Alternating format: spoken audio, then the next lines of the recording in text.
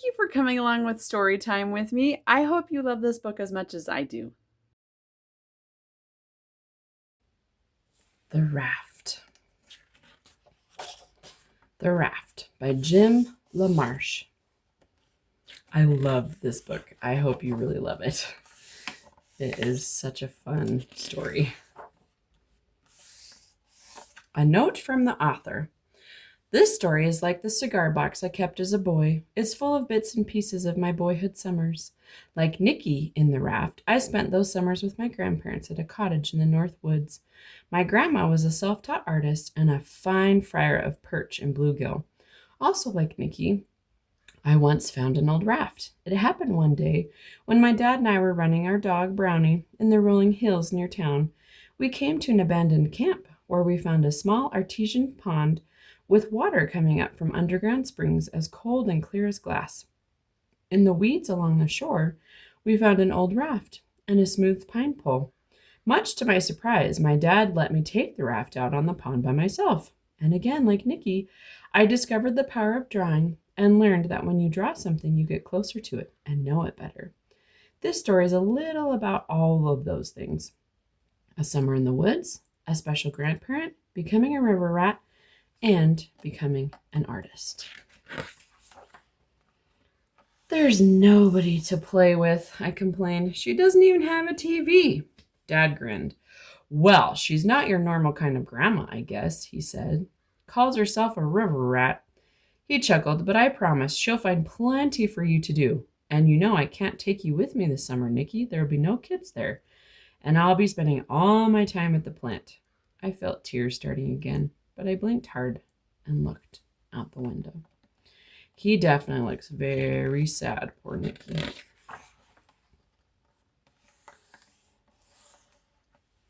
That afternoon, I stood in Grandma's yard. I watched my dad drive away. Dust rose up behind our car as it disappeared into the pines. Well, we can't stand here all summer, said Grandma. Come on, Nicky, it's time for supper. Do you see her apron? What's on her apron? Honey or maple syrup on your cornbread? Grandma asked. I don't like cornbread, I mumbled, poking my finger into the syrup pitcher when she wasn't looking. If you're going to do that, you'd better wash up first, she said. She had eyes in the back of her head. Bathrooms through there. I pushed the doorway curtains aside and walked into what would have been a living room in anyone else's house. Books were scattered everywhere, on the tables, on the chairs, even on the floor. 3 of the walls were cluttered with sketches and stuffed fish and charts of the river. Several fishing poles hung from the 4th with a tackle box, a snorkel, and a mask on the floor beneath them. It looked like a river rat's workroom, all right, except that in the middle of everything was a half-finished carving of a bear. Been carving that old fellow for years, Grandma called from the kitchen. The real one hangs out at the dump. Now come get your supper before I feed it to him. She sounds like a really fun grandma. Dad was right. Grandma found plenty for me to do. In the morning, I stacked firewood, then helped her clean out the rain gutters and change the spark plugs on her truck. The afternoon was almost over when she handed me a cane pole, a bobber, and some red worms. Fish fry tonight, she said, showing me how to bait the hook. That river's full of flat bluegills. Drop your line near the lily pads and you'll find them. Down at the dock, I looked things over. The lily pads were too close to shore. There couldn't be fish there. I walked to the end of the dock and threw my line out as far as I could. Then I sat down to wait. And wait. And wait. My bobber never moved. There's no fish in this stupid river, I said out loud, disgusted. We had hamburgers for dinner. Oh, he's so sad. Look at that sad face. Give it another try, said Grandma the next evening. I'll bet you'll catch something. Don't count on it, I thought as I headed back to the dock. I threw my line in the water. Then I stretched out on the dock to wait. I must have fallen asleep because I was awakened by loud chirping and chattering. I sat up and looked around. A flock of birds was moving towards me along the river, hovering over something floating on the water. It drifted downstream, closer and closer, until finally it bumped up against the dock. Though it was covered with leaves and branches, now I could tell that it was a raft. What was it doing floating down the river all by itself, I wondered. I reached down and pushed some of the leaves aside. Beneath them was a drawing of a rabbit. Can you spy the rabbit? It looked like those ancient cave paintings I'd seen in books. Just outlines, but wild and fast and free. I cleaned away more leaves, and it was like finding presents under the Christmas tree. A bear, a fox, a raccoon, all with the wild look of the rabbit. Who had drawn them, I wondered? Where had the raft come from? Do you think his grandma brought the raft over while he was sleeping? I ran up to the cottage. Grandma was on the porch reading. Do you have some rope I can use? I asked. In the shed, hun. She said, help yourself. She didn't ask me what I needed it for, and I decided not to tell her yet. I pushed the raft into the reeds along the river's edge, then tied it to the dock so it wouldn't drift away. All the while, birds flew over my head, every now and then swooping down to the rafts as if it were a friend. A crane waded through the reeds to it. A turtle swam up from the bottom of the river. The moon had risen yellow over the river by the time I went up to the cottage to go to bed. What else do you spy on the raft? There's a bear, raccoon, river otter, fox, crane, a deer, dragonfly. Not sure what kind of bird that is. A turtle and a bunny.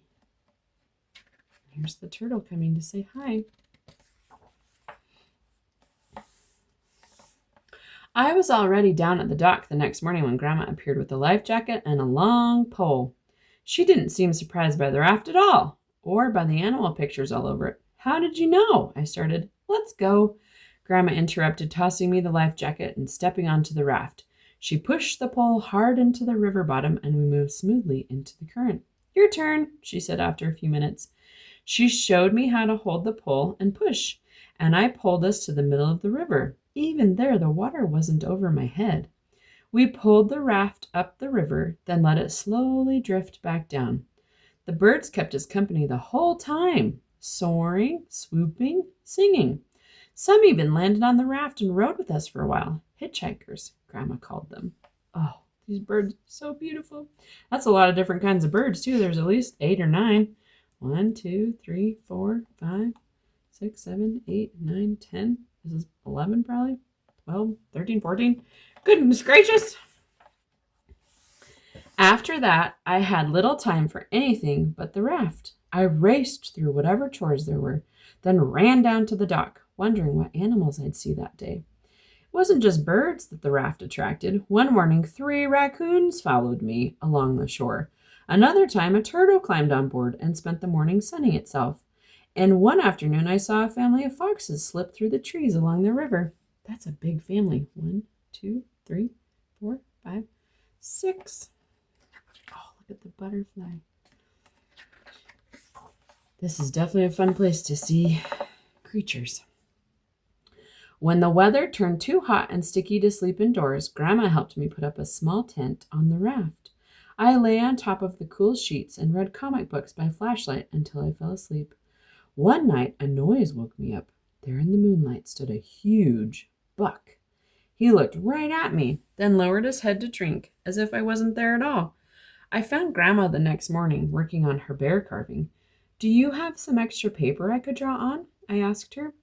She brought out a big sketch pad and a pouch filled with thick pencils and crayons. I've been saving these just for you, she said. Better take these too. She held out the snorkel and mask. Never know when they might come in handy on a raft. Isn't that moonlight so pretty? Oh, bliss, that is. The sun was hot that afternoon, so I pulled into the shade of a willow, then waited to see what animals the raft would bring. It wasn't long before a great blue heron whooshed down with a crayfish in its bill. I grabbed a pencil and began to sketch. I felt invisible as the bird calmly ate its lunch right in front of me. Then it preened its feathers, looked back up the river, and flew off. That night I showed my drawing to Grandma. Not bad, she said, not bad at all. And she tacked it on the wall on top of one of her own sketches. He's having a little lunch. One day, I pulled upriver farther than I'd ever been, near a clump of tall cattails. I startled an otter family. They dove under water, but as with the other animals, the raft seemed to calm them down. Soon they were playing all around me. Grandma had been right about the mask and snorkel coming in handy. I slipped them on, then hung my head over the raft and watched the otters play. Chasing fish, chasing each other, sometimes just chasing their own tails. I kept very still, but they didn't seem to mind me watching. They played keep away with a small stone, then tug of war with a piece of rope. It was like they were showing off for me. They even let me feed them right out of my hand. I love otters. Oh, they're so cute. Some mornings, Grandma would make a bag full of sandwiches and a thermos of icy lemonade. Then we'd put on our bathing suits, grab some towels, a lawn chair, and an inner tube, and pull upriver to her favorite swimming spot. I've come swimming here since I was a girl, she told me as we tied the raft to an old dock. The Marshalls used to live here, all 10 of them. What a herd of wild animals we were. While Grandma watched from the inner tube, I practiced my flying cannonballs. Then we'd eat our lunch, and she'd tell me stories about growing up on the river. My favorite was of the time she'd found a small black pearl inside a river clam. I still have it, she said. See the little birdies talking to Grandma? And the river otters hanging out, watching them. So fun. Somehow on the river, it seemed like summer would never end. But of course, it did. On my last day, I got up extra early and crept down to the dock. The air was cool, and a low, pearly fog hung over the river. I untied the raft and quietly drifted downstream. Ahead of me through the fog, I saw 2 deer moving across the river, a doe and her fawn. When they reached the shore, the doe leaped easily up the steep bank, then turned to wait for her baby. But the fawn was in trouble. It kept slipping down the muddy bank. The doe returned to the water to help, but the more the fawn struggled, the deeper it got stuck in the mud.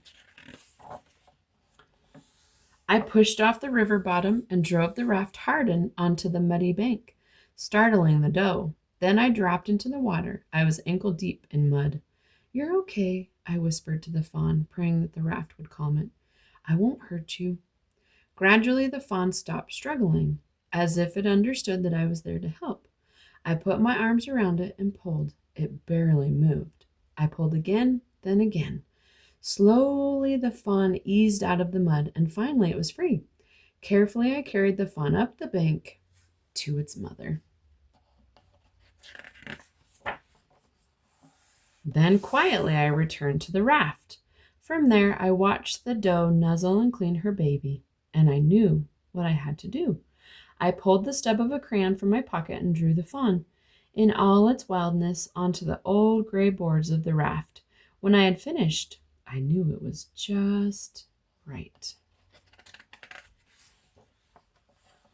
After supper, I showed Grandma my drawing of the fawn and told her my story. It's perfect, she said, but we need to do one more thing. She hurried up to the cottage. Then she came back. She had tubes of oil paint and 2 brushes. Grandma helped me trace my drawing with the oil paint, which soaked deep into the wood. That'll keep it, she said. Now you'll always be part of the river. Just like you, Grandma, I told her. A river rat. Grandma laughed. Just like me, she agreed. Isn't that a cute book? Oh, I love that story. It shows how calming it can be and how peaceful it can be on the water and in nature, and just it's so nice to just have some quiet time sometimes, and also just talk to the little critters. There's so much joy and beauty and peace in nature. Heavenly Father has created such a beautiful world for us, and He wants us to enjoy it and to share it with others, and to take the time to relax and pause and slow down. Happy reading!